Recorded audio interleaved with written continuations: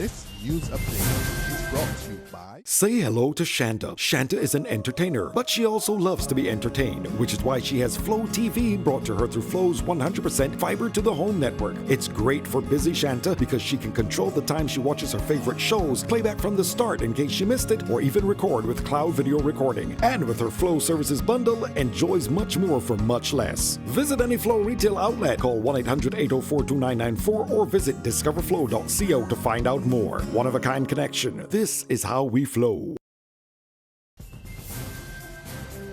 This is your Barbados Today evening update for Monday, July the 11th, 2016. I'm Emmanuel Joseph. Thanks for joining us.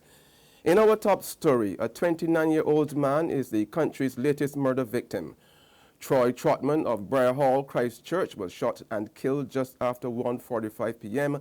at the Silver Hill Drive, Silver Hill, Christchurch. According to police, Trotman was shot by an unknown assailant.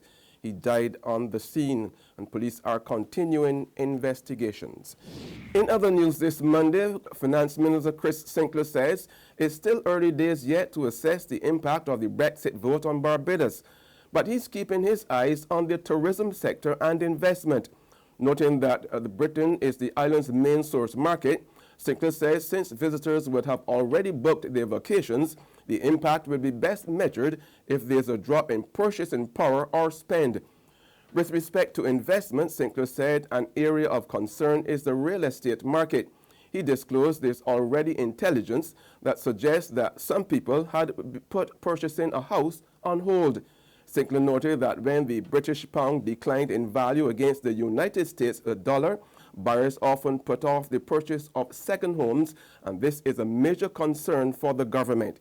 He added that the Caribbean will have to find a new voice in Europe since it will lose its main trade ally in Britain. Digicel will be taking a second look at its decision to absorb the increased value-added tax VAT on cell phone service imposed by the government last year. The company's more than 100,000 prepaid and postpaid customers were spared the tax hike, which moved from 17.5% to 22% back in January. Digicel's Chief Executive Officer Kona Looney tells Barbados Today the measure, which was part of the company's effort to give back during this year's 50th independence celebrations, cannot go on indefinitely, hinting that customers may soon have to foot the full bill. In that thinking was that we would actually absorb the VAT for our postpaid and prepaid customers who are on data plans with Digicel. And that will continue and will continue for another period of time. Obviously, it's not something we can continue forever, but it is something that will continue definitely as we progress for the next number of months. Oh, but it will be reviewed, that's what you're saying? Yeah, I mean, it is something that, you know, it was something that was announced at the beginning of the year as a way of giving back in this year of celebration. And at one point later this year, it definitely will be reviewed. First-time semi-finalist Jamal Slocum will be first out of the blocks when the Piccadilly Crop semi-finals come off on Friday night at the National Stadium. This morning, the chosen 18 gathered at the West Terrace headquarters of the National Cultural Foundation to draw their positions. And this is how it went. Number 1 position is Jamal Slocum. Number 2 is Billboard. Number 3 is Mr. Blood. 4 is Adila. 5 is Adonijah. 6 is Donella. In 7th position is Julie. Number 8 is TC. Number 9 is Apache. 10 is Ruel. 11 is Crystal Cummings Beckles. 12 is Aziza. 13 is Iweb. 14 is Amazing Dre.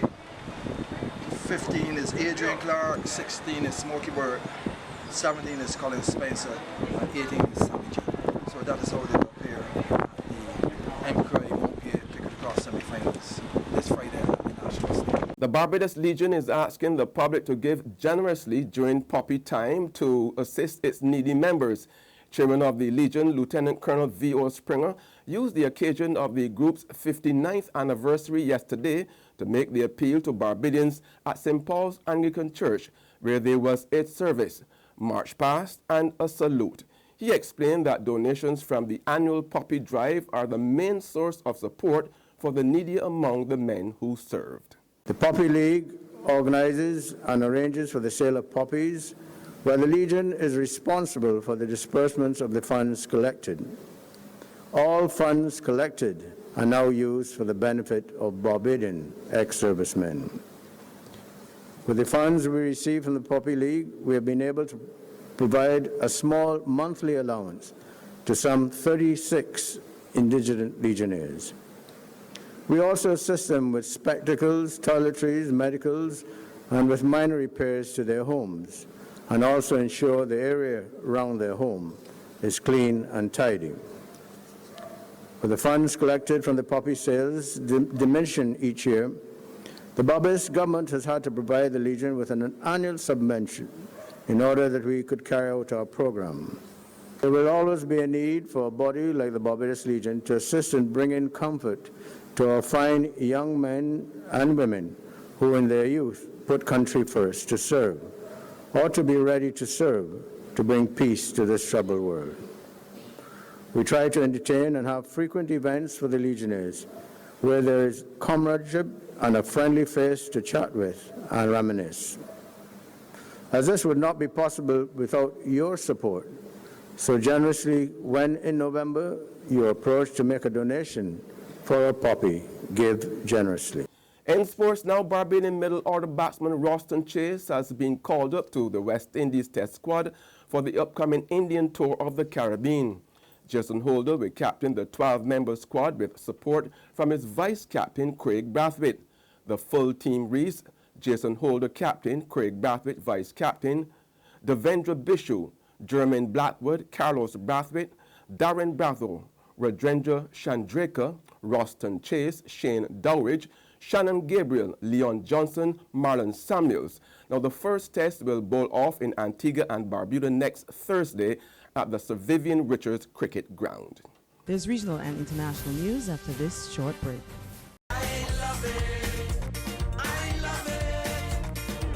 Hey, I'm Red Plastic Bag, mentor of the Barbados Today Crop Over Champion Competition. What I like about this competition is the fact that it gives you, the public, a voice in 3 major competitions for crop over: Pickety Crop, Junior Monarch, and Soca Royale. Go to Barbados Today's Facebook page, click on the tab for the competition you want to vote for, then hit vote on your favorite video. It's as simple as that. I love it. I love it. I love it. Special thanks to our sponsors: Flow, Capital Media HD, CGI, the Barbados Public Workers Cooperative Credit Union Limited, and the NCF.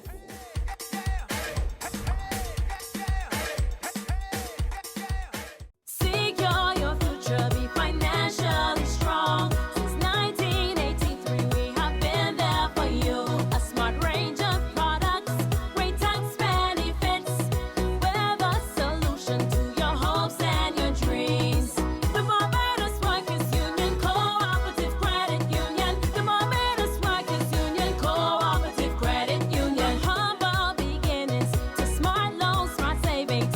Save smart and borrow smarter. That's the move for me. Stability, prosperity, with a solution to your hopes and your dreams.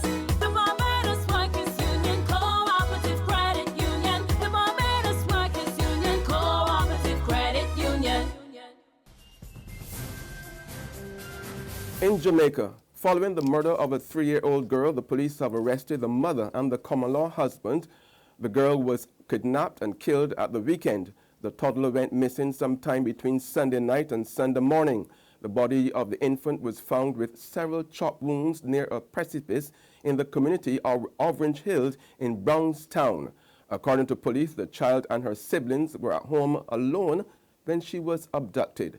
The couple will be charged under the Child Care and Protection Act. Further afield now, a shooting at a courthouse in Barbados County left 2 court bailiffs dead and a deputy sheriff seriously injured. Officials say the shooting occurred just after 2 p.m. when a disturbance occurred on the 3rd floor of the courthouse. The killer was shot dead by police. I want to bring in now Greta Volkenstein. She's a witness who's on the phone now. I understand, Greta, that you shot some video, but you're a grad student. This is a video. You said you were driving by. You know people in the building. What did you see? I live about a block away, and I just saw a barrage of cop cars and SWAT and ambulances leaving and fire trucks, and I just knew what something bad was going on right away. So I have colleagues and friends that work in the government and in the area, so I stopped to a parking lot right outside of the courthouse and just asked if people know what's going on. There were only a few people that I talked to who had been able to get out of the building. They said they heard shots fired on the 3rd floor. Were told to evacuate immediately. They got out. Apparently there were at least one hostage, and from what I've heard from a former St. Joe police officer, that he said there has been 2 county clerks that have been shot, and another friend who works in the government said that they have been confirmed dead. That's news and sports, but for the very latest, visit our website at www.barbadostoday.bb. Also subscribe to our e-paper, email updates, and like us on Facebook. We are also on Izumi Media in bus terminals, or screenplay at supermarkets and gas stations near you, as well as Channel 99 on Flow TV or Mix 96.9 FM. I'm Emmanuel Joseph. Have a fantastic evening.